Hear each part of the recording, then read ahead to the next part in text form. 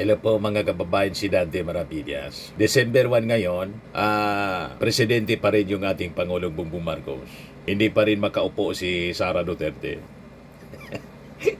Pero si Sara Duterte mga kababayan may mensahe sa ating mga mamamayang Filipino. Nag-report na agad ng kanyang performance. O di ba? Para mga kababayan, ma-divert yung atensyon ng mga mamamayang Filipino doon sa pagpalya ng kanyang mga kasama na pasumpain siya bilang bagong Pangulo.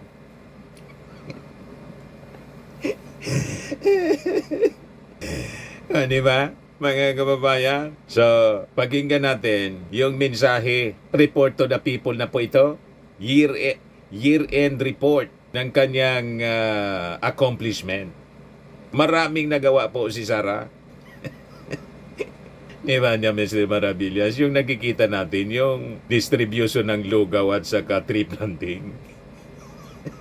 Baka may mga iba pa, mga kababayan na serbisyo yung Office of the Vice President, kaya lang hindi natin nakikita. Di ba? Hayaan natin na mag-report si Sara Duterte. Ayan pakinggan natin. Nakagayak siyang maayos Pang presidente na po. Rahmatullahi wa barakatuh. Madayaw, umayong adlaw kaninyong tanan. Magandang araw sa inyo lahat. Ngayong araw, ibabahagi ng Office of the Vice President sa inyo ang naging resulta ng taus-pusong serbisyo at katapatan sa bayan sa buong taon ng 2025. Medical and burial assistance. Alam nating malaking hamon ang pagkawala ng pondo para sa ating social services ngayong taon. Ngunit sa bawat krisis na hinaharap ng ating kababayan, kailangan ng gobyerno ng matatag na solusyon. Hindi kami pumayag na maging dahilan ang kakulangan ng budget para maputol ang serbisyo. Sa halip, nakipagtulungan kami sa ibang ahensya ng gobyerno at nagtagumpay na makakuha ng alternatibong pondo.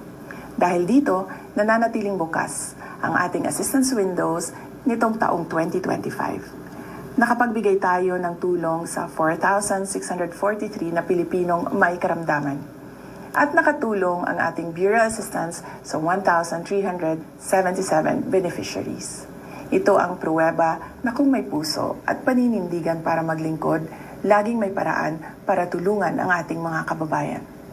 Disaster relief and relief for individuals in crisis and emergencies program. Ang OVP ay laging handa sa panahon ng krisis. Ang ating Disaster Operations Center ay patuloy na naghahatid ng agarang tulong. Sa kabuuan, umabot sa 73,054 na pamilyang Pilipino na naapektuhan ng kalamidad ang ating natulungan. Kabilang dito ang 9,129 na pamilyang nakatanggap ng donated items. As part of our rapid response to the 6.9 magnitude earthquake in Cebu and the Mount Canlaon eruption, OVP distributed 2,514 bags of 25 kilo rice. Kamakailan, personal kong pinangasiwaan ang relief operations sa Negros Occidental at Cebu para sa mga pamilyang sinalanta ng magkasunod na bagyong Tino at Uwan. Hindi rin natin kinalimutan ang ating mga bayaning frontliners at rescuers. Ang Kalusugan Food Truck ay nakapagpakain ng 1,866 na volunteers, rescuers at frontliners. Sa pamamagitan ng ating RICE program, nakapaghatid tayo ng kabuang 56,575 bags of rice and essential food items sa mga response zones. Pagbabago 1 Million Learners and Trees campaign. Ang ating pagbabago campaign ay ang ating pamumuhunan sa kinabukasan ng ating bansa. Ngayong taon, nalampasan na natin ang ating target. Nakapagtanim tayo ng higit 1 milyong puno sa buong bansa. 3 years ahead of schedule. Bilang simbolo ng dedikasyon, inakyat ng ating team sa Southern Mindanao ang Mount Apo, ang pinakamataas na bundok sa bansa, para magtanim ng tinikaran trees at markahan ang ating millionth milestone. Hirap yun Ang i-check kung ating totoo. Million Learners Campaign naman Aakyatin ay pa sa Mount Apo. nakapagpamahagi na rin ng 460,272 bags. Direkta itong nakarating sa mga remote areas tulad ng Ubo Manuvo Indigenous Peoples Learners sa Kidapawan City. Magnegosyo taday. Ang pag-ahon sa kahirapan ng bawat pamilyang Pilipino ay prioridad natin. Sa pamamagitan ng Magnegosyo Taday, nakapagbigay tayo ng suporta sa kabuuang 15 groups at 2,245 aspiring entrepreneurs ngayong taon. Libreng Sakay Program. Ramdam natin ang bigat ng presyo at bilihin at pamasahe. Kaya napakahalaga ng ating Libreng Sakay Program. Ngayong taon, pinalawak pa natin ang programa kasama na ang Tacloban City kung saan malaking tulong ito sa mga estudyante at pamilya. Ang libreng sakay ay nagbibigay ginhawa sa budget ng mga pamilya upang mapunta ang pera sa pagkain at edukasyon. Mula Enero hanggang Oktubre, ang ating libreng sakay buses ay nakapagsilbi sa 875,176 na commuters nationwide. Accountability and operational excellence. Ang ating determinasyon na maglingkod ay sinasabayan ng dedikasyon sa good governance at operational excellence. Dahil sa ating digitalization efforts, binigyan tayo ng special citation mula sa Development Academy of the Philippines dahil sa ating paperless challenge. Nakapag-save tayo ng mahigit 3.2 million sheets of paper.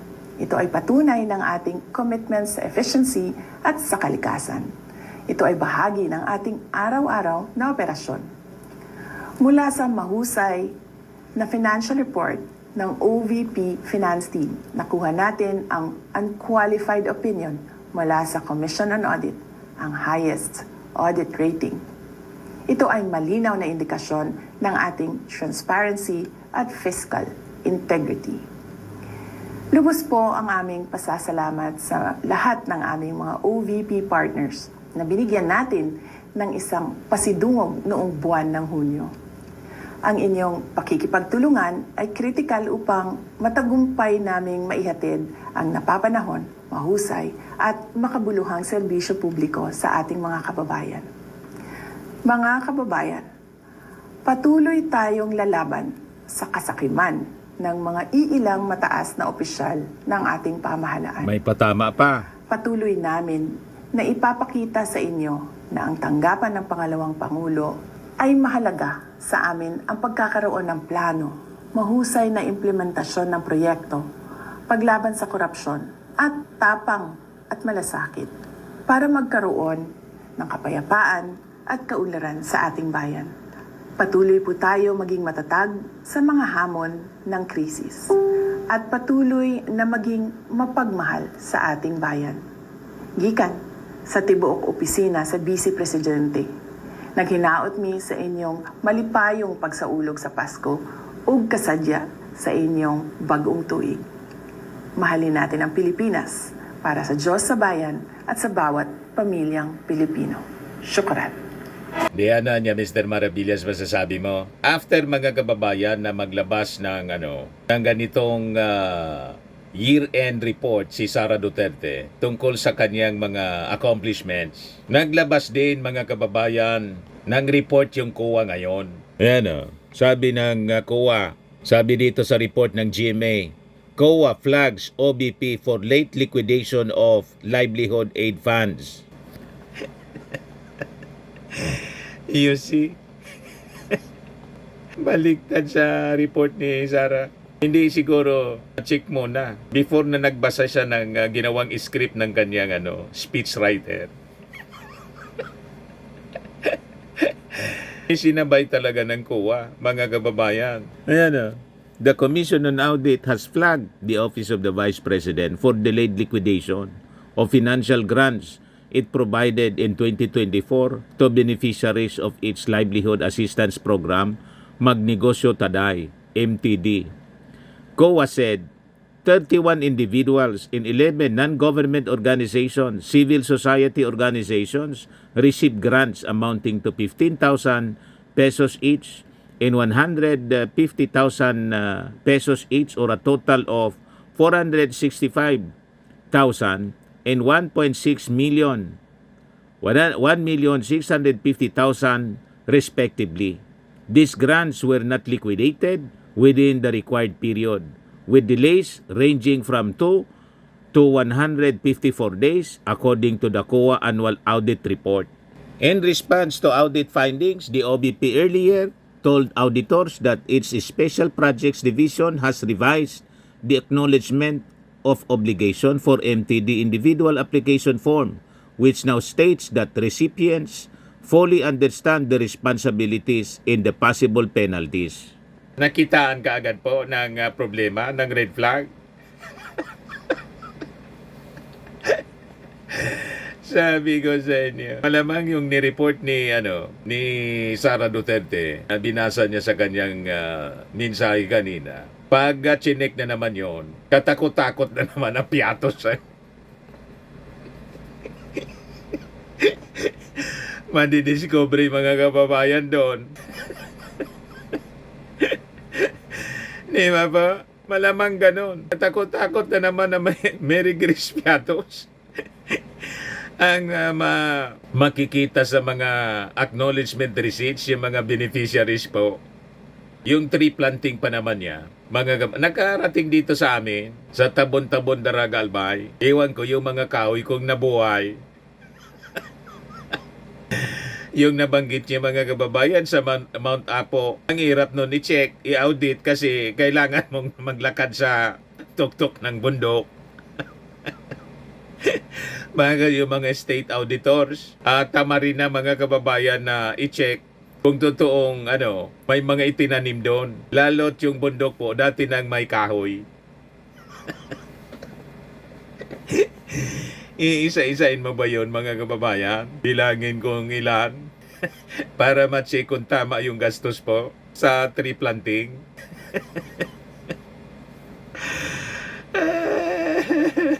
Yan sabi ng mga netizens, Kaufman is waiving the bill. Mga kasama dun sa yung attorney's fee ni Kaufman. 150 million. Ano ba po? Sabi ni Sep Diyos, siyempre dinoktor pa. Sabi ni Leonardo Marasigan, akala ko ba may unmodified opinion, unqualified to be president pala. Flinag ng kuwa po. Sabi ni Alvin Trinidad, handang-handa na mambudol.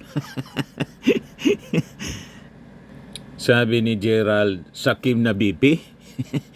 Sabi ni Bernays, paldo na boss. Sabi ni Chubby, hirap na sila, ipaglaban ka, sa totoo lang.